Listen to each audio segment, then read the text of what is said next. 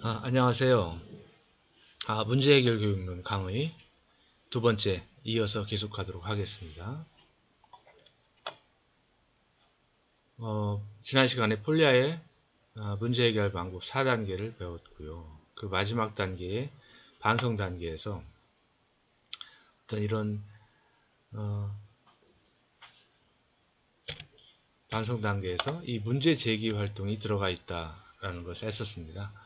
문제 제기 활동은 중요해서 좀 이 폴리아의 단계에서 떼어내서 별도로 다루어지고 있습니다. 브라운과 월터가 두 종류로 구별을 했습니다. 이거를 살펴보도록 하겠습니다.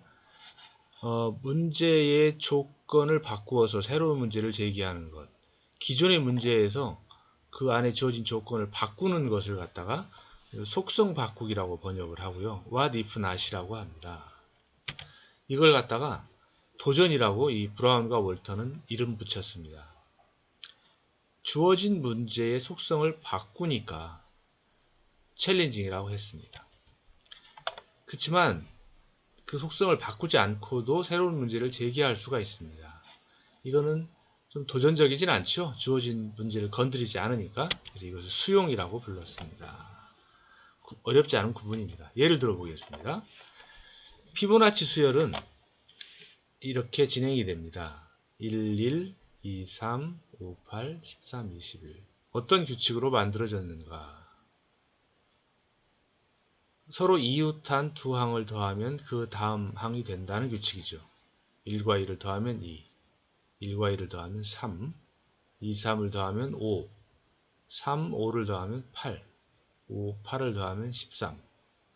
이런 식입니다. 그런데 여기서 피보나치 수열의 각 항을 한 변으로 하는 정사각형을 그리고 이들을 순서대로 이어붙임으로써 피보나치 수열을 나타내어 보자. 그러면 이렇게 되겠죠. 1과 1을 정사각형 한 변을 1로 하는 정사각형 두 개를 붙이고 1과 1을 더하면 2가 되니까 거기에 또 정사각형을 그리고 1과 1을 더하면 3이 되니까 또 그리고 2와 3을 더하면 5가 되니까 거기에 또 그리고 5와 3을 더하면 8이 되니까 또 정사각형을 그리고 그 다음엔 얼마일까요? 8과 5를 더하니까 이게 13이죠. 13이 되는 정사각형은 이렇게 그리겠지요. 그래서 순서대로 이렇게 대각선을 따라오면은 나선형, 달팽이 모양이 그려집니다. 이건 도전일까요? 수용일까요? 원래 문제가 이 피보나치 수열 문제였는데 거기에서 이렇게 각 항을 정사각형으로 해서 순서대로 붙여라 했으니까 이것은 기존 문제를 조건을 바꾸진 않고 있죠. 수용이 되겠습니다.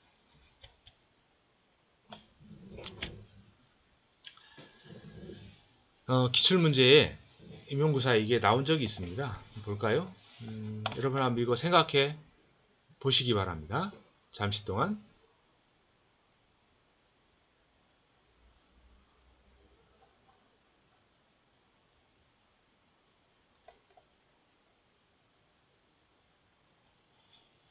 자, 프로블럼 포징, 문제 만들기. 이게 원래 저는 문제 제기하기로 번역했는데요. 문제 만들기라고도 하기도 하고요. 문제 설정하기, 문제 제기하기, 문제 만들기 이렇게 번역이 됩니다. 프로블럼 포징. 간단히 답만 보도록 하겠습니다. 자, 원래 문제가 이렇게 돼 있고 이 빗금친 부분의 넓이를 구하라는 것인데 어떻게 바꿨습니까? 이 현주는 이 원 5개를 아니 4개였는데 5개로 바꿨죠. 그리고 여기는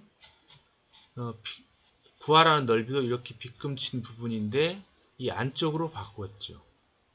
자, 원래 문제에 주어진 조건을 바꿨죠. 그러니까 이것은 문제 제기 중에서도 뭘까요? 도전과 수용 중 도전에 해당되겠죠. 수용이 아니죠. 이 문제의 정답은 2번이 되겠습니다. 자, 다시 폴리아의 4단계 중에서 둘째 이해 단계에서 이런 방법이 있습니다. 이전에 비슷한 문제를 본 적이 있는가?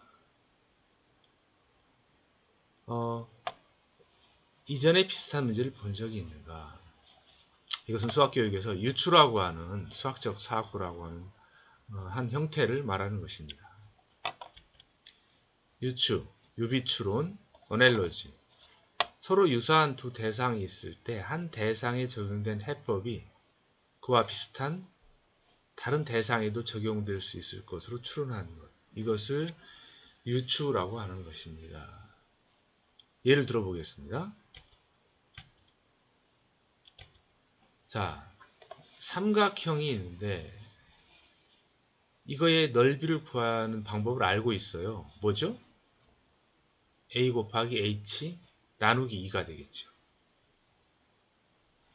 그런데 이 삼각뿔의 부피를 구하라는 문제를 접하게 되었어요. 이거의 부피를 구하라. 그러면 이렇게 생각을 하는 거죠.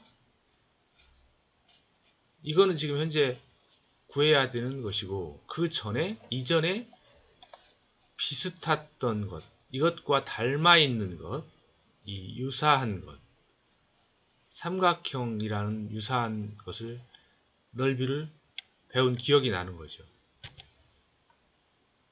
뭐죠? 밑변 곱하기 높이 나누기 2니까 유추한다면 자 어떻게 유추할 수 있겠습니까? 밑변 곱하기 높이 나누기 2 했으니까 여기서도 밑넓이 곱하기 높이 나누기 2를 하면 되겠구나 라는 것을 유추할 수 있죠. 이 부분이 유추가 되는 것이죠. 네.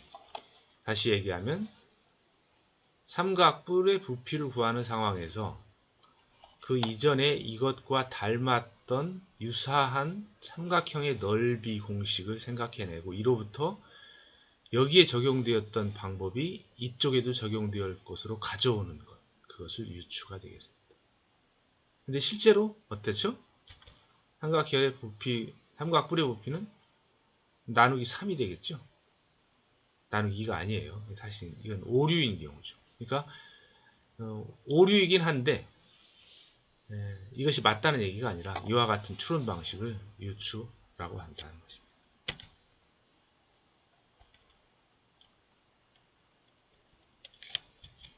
순서가 잘못되어 있네요. 자, 기출문제를 한번 보도록 하겠습니다.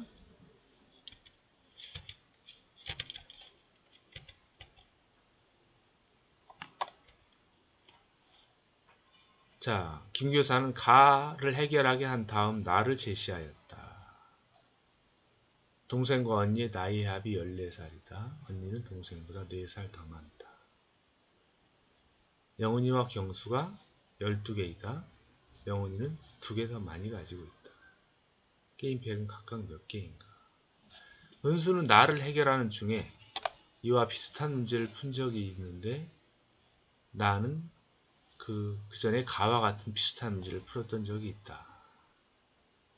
그래서 그 가를 풀었던 그 풀이 방법을 나로 가져와서 나를 해결하는 데 도움을 받았어요. 가장 관계 깊은 수학적 사고는 뭘까요? 이게 아까 얘기했죠? 유추, 유추적 사고, 유비추론. 폴리아의 두 번째 계획의 수립 단계에서 나타난다.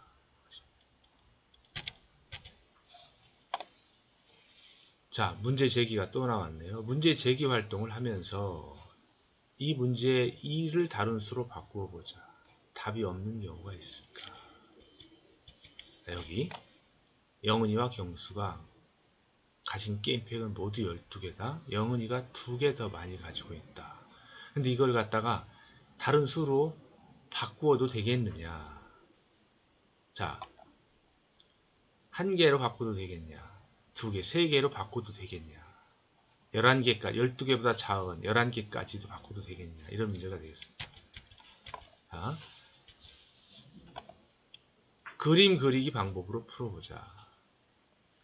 선분으로 나타내면 영훈은 이만큼 가지고 있고 경수는 이만큼 가지고 있는데 영훈이가 2개 더 많이 갖고 있으니까 이만큼 나타낼 수 있죠. 여기가 이만큼이죠. 그래서 이만큼이 똑같게 되겠죠. 그런데 이만큼은 얼마예요? 12에서 2를 빼니까 10이 되는 거죠. 따라서 여기도 5가 되고 5. 이렇게 구할 수 있습니다. 이게 원래 문제 풀이 방법이고요. 여기서 이걸 1로 바꿨다고 생각해 보죠. 그럼 어떻게 되죠? 이 전체가 12인데 1을 빼니까 이 두 개를 더한 것이 11이 돼야죠. 근데 11은 불가하므로 답은 없게 되겠죠. 이런 식으로 하면 3일 때도 마찬가지 12에서 3을 빼면 9가 되는데 9는 나눠질 수 없죠. 그래서 이렇게 홀수의 경우에 답이 없게 된다. 이런 것을 알 수 있습니다. 자, 이제 또 다른 어떤 그 폴리아의 그 4단계 각 안에 들어있는 작은 방법들 중에 예상과 확인, 시행착오라는 방법을 살펴보도록 하겠습니다. 맨 처음에 그 2차 방정식 문제 우리가 풀었었죠. 두 가지 방법으로 풀었어요. 어떻게 풀었죠? 하나는 근해 공식이고 하나는 바빌로니아의 방법이었죠. 근데 이 두 가지 방법과 근본적으로 구별되는 셋째 방법이 있습니다. 이게 이제 예상과 확인이라는 거고요. 아주 초보적인 방법이 되겠습니다.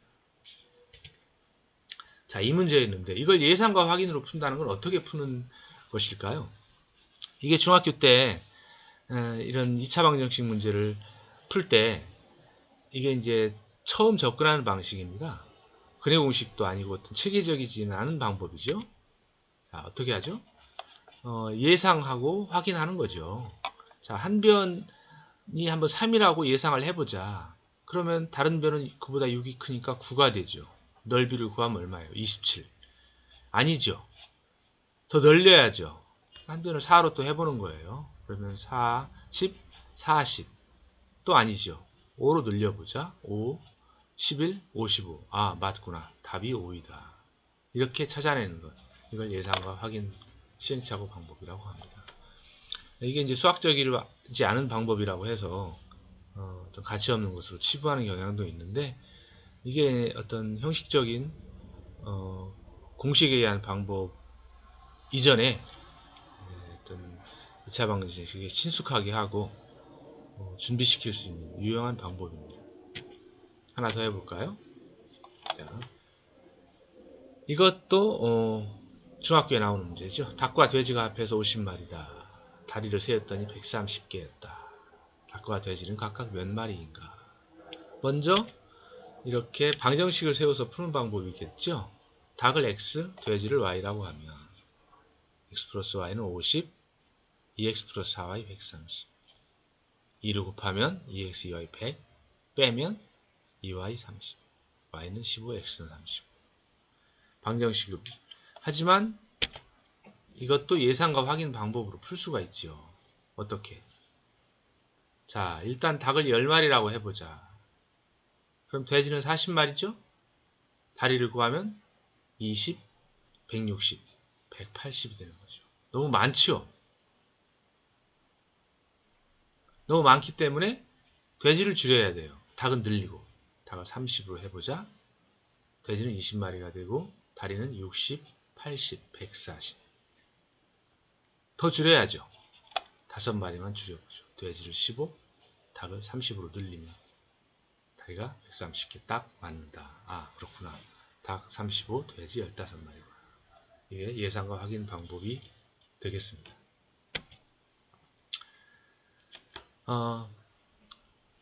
문제 해결 방법에 대한 여러 관점과 폴리아의 문제 해결 4단계 그리고 그 안에 속해 있는 작은 문제 해결 방법도 살펴보았습니다.